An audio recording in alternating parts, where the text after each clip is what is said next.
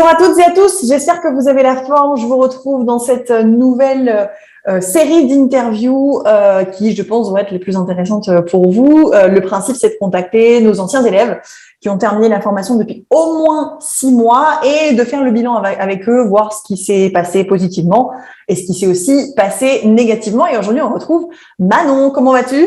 Salut, ça va, merci, toi? Bon, ça va très bien. Est-ce que tu peux nous rappeler un petit peu le contexte? Depuis combien de temps tu as fait la formation? Qu'est-ce que tu faisais avant la formation?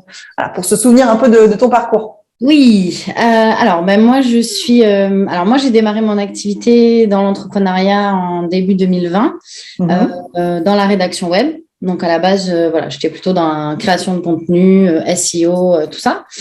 Et fin de l'année 2020, du coup, j'ai découvert le closing et j'ai fait la formation donc en octobre, Ouais. jusqu'à janvier 2021. Ouais. Et donc voilà, donc depuis, j'alterne entre closing et rédaction. Voilà. D'accord. Qu'est-ce que tu fais en ce moment comme activité? Tu bosses pour combien de clients? Comment ça se passe grosso modo ton quotidien? Aujourd'hui, je bosse pour 2 entrepreneurs. Et donc voilà, donc côté closing, côté rédaction aussi, et aussi je suis aussi coach du coup pour nous. le plan Closer Révolution. Exactement. Voilà. Du coup, j'ai ajouté aussi le côté coaching à mes activités en fait.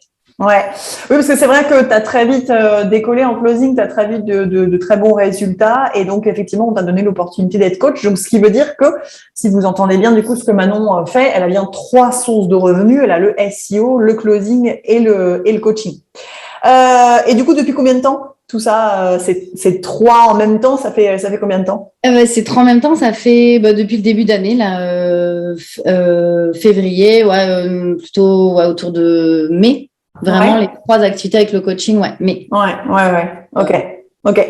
Et alors, comment ça se passe? Écoute, ça se passe bien.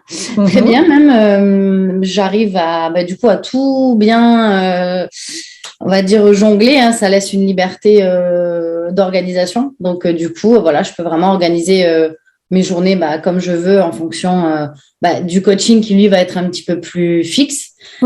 La rédaction que je mets un petit peu quand je veux en fait, et puis le closing aussi où je laisse de la dispo pour les 2 entrepreneurs, donc ça se goupille tout bien.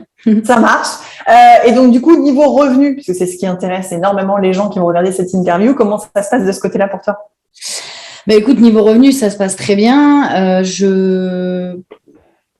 Le closing m'a vraiment bien développé mon activité. C'est vrai que je me rends compte, même si j'adore la rédaction, il y a un moment donné où ça coince un petit peu entre la rentabilité temps-argent, qui avec le closing, c'est, on va dire, un petit peu plus rentable. Donc voilà, du coup, au niveau des revenus, si je fais une moyenne au niveau du closing, je suis à peu près à une moyenne de 2500 € par mois, et après, on rajoute de la rédaction et le coaching aussi. Donc, ça m'a bien. Et quand tu rajoutes tout ça, puisque du coup, les coachings, c'est quasiment, avec nous, c'est quasiment récurrent. Maintenant, t'en as quasiment tous les mois. Sauf effectivement où l'été, l'été, il y avait les vacances, mais t'en as quasiment tous les mois. Donc, si on essaye de cumuler les 3 sur un mois type, ça donne quoi à peu près? Ça donne, si je fais une moyenne, ça fait autour de 4000, 4500. Des fois, d'accord, avec une grosse part en closing, mine de rien, du coup. Oui, c'est clair. La rédaction, en fait, j'ai dû un petit peu la réduire aussi parce que il faut du temps. Mais du coup, ça me permet aussi d'accepter vraiment que les missions qui me plaisent, sur des thématiques qui me plaisent. Donc, au final, ça me va bien ça aussi, quoi. Top. Et donc, du coup, tu peux aussi mieux closer ton activité de rédactrice SEO. Tout à fait. Et alors, du coup, qu'est-ce que ça t'a permis de faire? Ce côté freelance, coach, closing, etc. À quoi ressemble ton quotidien en termes de liberté, d'organisation de tes journées? Grosso modo, quels sont les impacts positifs sur ta vie pro et perso? Moi, ça répond carrément à mon envie de liberté, d'organisation, vraiment de comme je veux. Ça, c'est vraiment quelque chose qui est hyper important pour moi. C'est un petit peu Voilà, ce qui fait aussi que je me suis lancée dans l'entrepreneuriat, le salariat, tout ça, je savais que c'était pas du tout fait pour moi. Donc voilà, vraiment cette liberté d'organisation, le fait que je puisse jongler entre plusieurs activités aussi, c'est vraiment top parce que ça te permet de faire des choses différentes, d'avoir des sources de revenus différentes, ce qui fait que voilà, ça varie les journées et au final, on s'ennuie pas, quoi. Ouais, d'accord, ça marche. Et maintenant que tu es closeuse depuis plusieurs mois, c'est quoi pour toi la principale difficulté quand on veut devenir closer, auquel les gens doivent s'attendre quand même? Parce que le closing, c'est jamais une baguette magique qui va résoudre tous tes problèmes et qui est hyper facile. Et non. Voilà, grosso modo, c'est quoi pour toi la principale difficulté d'être closer? Je pense que c'est vraiment avoir un mindset qui te permette de te dire que même si j'ai démarré quelque chose, mais voilà, je suis formée, j'ai les compétences, mais derrière, ça reste de l'entrepreneuriat. En fait, il faut vraiment garder en tête que le closing, c'est de l'entrepreneuriat et que si tu fais rien, il se passe rien. En fait, c'est pas plus compliqué que ça. Et que des fois, même si tu fais, ça va pas forcément tourner comme tu veux, mais voilà, il faut continuer. Si c'est vraiment ce qui te plaît et le quotidien que tu as envie d'avoir, cette liberté géographique, cette liberté financière d'organisation, il faut s'en donner les moyens, quoi. Donc voilà, je dirais qu'il faut persévérer, quoi, pour après aussi trouver la collaboration qui va correspondre, qui va vraiment bien tourner. Ça se fait pas, des fois ça peut être très rapide, mais des fois non, et faut continuer, quoi. Qu'est-ce qui t'a aidé toi à persévérer? Même si effectivement tu as eu de la chance, ton premier partenariat ça a hyper bien fonctionné, après il y a eu l'autre, donc c'est vrai que je dis pas qu'il n'y a pas eu de difficulté, mais c'est vrai qu'en termes de partenariat t'es vite tombé sur les bons fits. Mais qu'est-ce qui t'a aidé à maintenir ta vision sur le long terme? Moi, ma vision, c'est de tout faire, quoi qu'il arrive, pour pas retourner dans le salariat. Donc, voilà. Mais ça, c'est vraiment mon pourquoi, quoi. Tu vois, c'est vraiment oui, c'est personnel, ouais, c'est clair. Voilà, je sais que je veux plus retourner dans ce modèle-là et que l'entrepreneuriat, c'est vraiment quelque chose qui me correspond parce que, voilà, tout ce côté liberté et même côté où t'as pas de plafond, en fait, finalement.